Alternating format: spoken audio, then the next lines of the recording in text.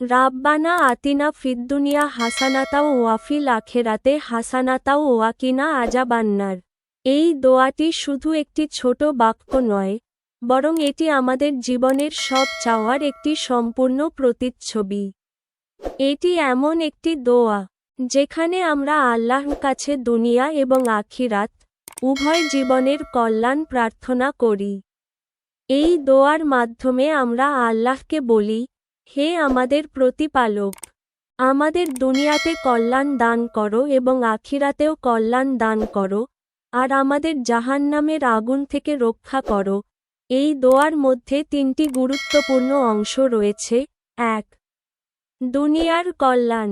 আমরা আল্লাহর কাছে দুনিয়ার সব ভালো জিনিস, সুস্থতা, সুখ, শান্তি এবং উত্তম জীবন চাই। এর মধ্যে শুধু সম্পদ নয়, বরং ভালো প্রতিবেশী, উত্তম সঙ্গী, জ্ঞান এবং সঠিক পথের দিশাও অন্তর্ভুক্ত। ২. আখিরাতের কল্যাণ। দুনিয়ার জীবনের পর আসে আখিরাতের জীবন। এই অংশে আমরা আল্লাহর কাছে পরকালের মুক্তি, জান্নাতের সুখ এবং তার সন্তুষ্টি চাই। এই চাওয়াটি আমাদের মনে করিয়ে দেয় যে দুনিয়ার জীবন ক্ষণস্থায়ী এবং আসল ঠিকানা হল আখিরাত। ৩. জাহান্নামের আগুন থেকে মুক্তি।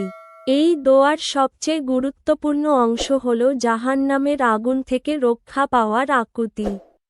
এটি আমাদের পাপ থেকে দূরে থাকার এবং আল্লাহর পথে চলার অনুপ্রেরণা দেয়। এই দোয়াটি আমাদের জীবনের ভারসাম্যপূর্ণ দৃষ্টিভঙ্গি শেখায়।